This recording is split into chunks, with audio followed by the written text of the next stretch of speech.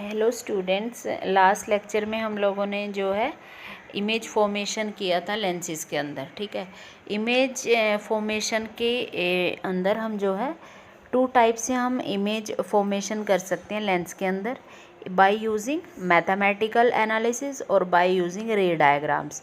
ठीक है, रे डायग्राम को यूज़ करके हम लोगों ने जो है 1 बाय 1 कॉन्वेक्स और कॉनकेव लेंस दोनों के लिए हम लोगों ने इमेज फॉर्मेशन कर लिया था। अब आज के लेक्चर में जो है हम बाय यूजिंग लेंस इक्वेशंस हम लोग देखते हैं कि कैसे हम जो है इमेज फॉर्मेशन कर सकते हैं। ठीक है, तो ये इन्होंने एक डायग्राम लिया है, सबसे पहले लिया है किसके लिए, कॉन्वेक्स लेंस के लिए। ठीक है, फिर इसके अंदर एक टेबल इन लोगों ने बनाई है जिसमें वही पैरामीटर्स बताए हैं, like distance from the object to the optical centre, image का जो डिस्टेंस रहेगा ऑप्टिकल सेंटर से, height of object, height of image, focal length and magnification.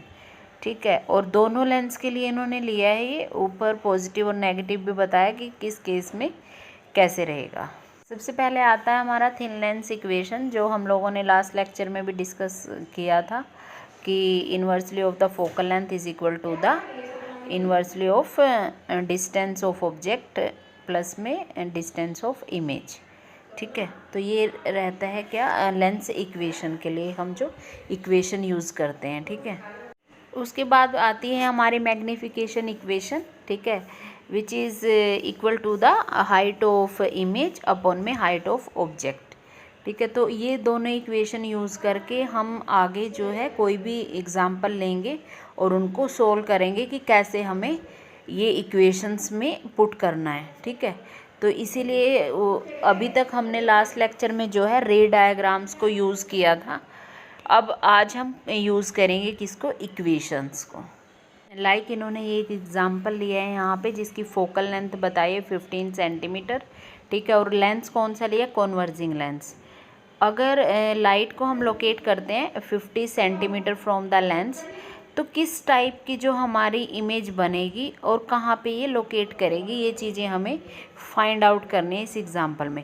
तो इस एग्जांपल को सोल्व करने से पहले हम लोग उन पैरामीटर्स को चेक करेंगे कि कन्वर्जिंग लेंस के लिए क्या है और डाइवर्जिंग लेंस के लिए क्या है। ठीक है, तो पैरामीटर हम लोग यहाँ चेक कर लेते हैं कि डिस्टेंस ऑब्जेक्ट के लिए क्या होंगे, इमेज के डिस्टेंस के लिए क्या होगा, किस तरीके की जो है हमारी इमेज बनेगी, पॉजिटिव होगा या नेगेटिव होगा। ठीक है, जो भी लेंस, जिस भी लेंस के लिए हमने वो एग्जांपल लिया है। ठीक है, एग्जांपल की स्टेटमेंट मैंने पहले बताई है। ठीक है, तो हम इन पैरामीटर्स को चेक करने के बाद अब हम क्या करते हैं, सोल्व करेंगे उस एग्जाम्पल। पहले हम देखेंगे कि क्या चीज़ें हमें दी हुई हैं, लाइक फोकल लेंथ कितनी है, ऑब्जेक्ट का जो डिस्टेंस कितना है, और रिक्वायर्ड हमें चाहिए कि अपनी इक्वेशंस को फुलफ़िल करने के लिए जहाँ से हम उसको सोल्व कर सकते हैं। हमें डी आई चाहिए। ठीक है, तो सबसे पहले हम वो निकालेंगे वहाँ से, फिर सॉल्यूशन यहाँ पे दिया हुआ है स्लाइड्स के अंदर कि किस तरीके से हमको पुट करना है।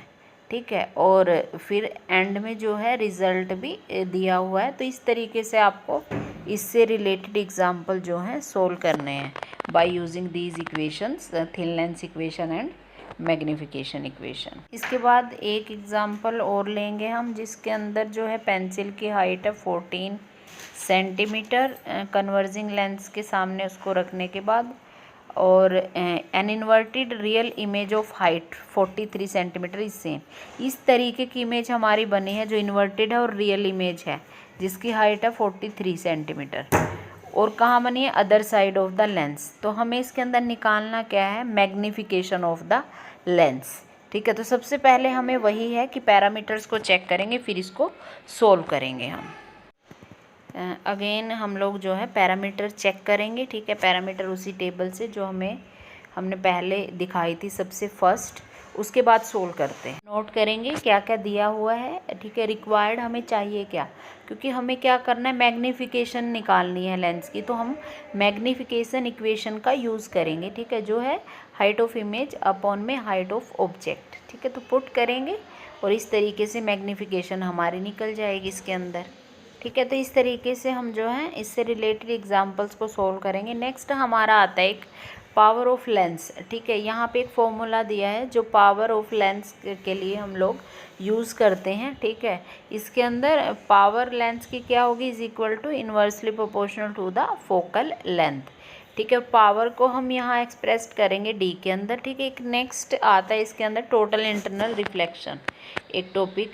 और टोटल इंटरनल रिफ्लेक्शन को हम लोग बहुत बार, मैंने उसमें भी पढ़ाया था, ऑप्टिकल फाइबर वाला जो चैप्टर था, और ऑप्टिक्स में भी मैंने, जब हमने इसका बेसिक स्टार्ट किया था तब मैंने आप लोगों को बताया था, ठीक है। टोटल इंटरनल रिफ्लेक्शन को मैं दोबारा रिपीट कर रही हूँ। होता क्या है, जब हम एक लाइट रे को ट्रैवल कराते हैं denser medium to the rare medium, तो यहाँ पर क्या होता है, जो एंगल ऑफ इंसिडेंस है अगर वो greater than the critical angle है, then entire ray is reflected into the same medium, ठीक है, by obeying the law of reflection, ठीक है। लॉ ऑफ रिफ्लेक्शन यूज़ करके पूरी की पूरी उसी मीडियम में वापस आ जाती है। अब हमारा जो है applications of total internal reflection के बारे में मैं थोड़ा बताऊंगी, क्योंकि टोटल इंटरनल रिफ्लेक्शन तो डिटेल में मैं आप लोगों को बता चुकी हूँ। Applications of total internal reflection की फर्स्ट जो एप्लीकेशन है वो मिरीगे है, ठीक है। लाइक मिरीगे क्या है, वो ऑप्टिकल इल्यूजन है जो हम लेते हैं due to total internal reflection. Means कि टोटल इंटरनल रिफ्लेक्शन की वजह से ही जो हमारी लाइट रे होगी, ठीक है, कि किसी स्काई से या जो भी सरफेस है उससे टकरा के किस तरीके से हम ऑब्ज़र्व करते हैं। लाइक अगर सनी डेज़ की हम बात करते हैं, जो एयर होती है ग्राउंड के नियर वो cooler than the higher up जैसे होगी, ठीक है। तो ये लाइट रे जो है अगर जितनी डाउनवर्ड रहेगी उतना ही सुपीरियर जो इमेज है बनाएगी, ठीक है। नेक्स्ट एप्लीकेशन है इसकी ऑप्टिकल फाइबर के अंदर, ठीक है, कि आप लोगों को ऑप्टिकल फाइबर पे हमने पूरा एक चैप्टर कि जो हमारा ऑप्टिकल फाइबर होता है वो भी टोटल इंटरनल रिफ्लेक्शन को यूज़ करता है, ठीक है। लाइक हमारी जो केबल है उसके अंदर क्या होगा कि लाइट एंटर करती है वन एंड से, फिर वो जो कोर और क्लैडिंग के बीच का इंटरफेस है वहाँ से टोटली रिफ्लेक्ट बैक होती है ड्यू टू रिफ्लेक्शन इंडेक्स की वजह से, और इस तरीके से पूरा उसके अंदर से वो अनदर एंड तक इसी लॉ को यूज़ करके पहुँचती है और वहाँ तक टोटल इंटरनल रिफ्लेक्शन को रिपीट करता है। नेक्स्ट हम इसको यूज़ करते हैं डायमंड के अंदर, ठीक है। जो क्रिटिकल एंगल होता है डायमंड का वो बहुत स्मॉल होता है, ठीक है, और इसलिए जो डायमंड की कटिंग के लिए हम फेवर करते हैं इसका टोटल इंटरनल रिफ्लेक्शन का। रे एंटर करता है टॉप पर डायमंड के और रिफ्लेक्ट्स होता रहता है इंटरनली। तो ये थी इसकी applications of total internal reflection. आज के लेक्चर हमारे इस चैप्टर के इस यूनिट के यही टॉपिक बचे थे।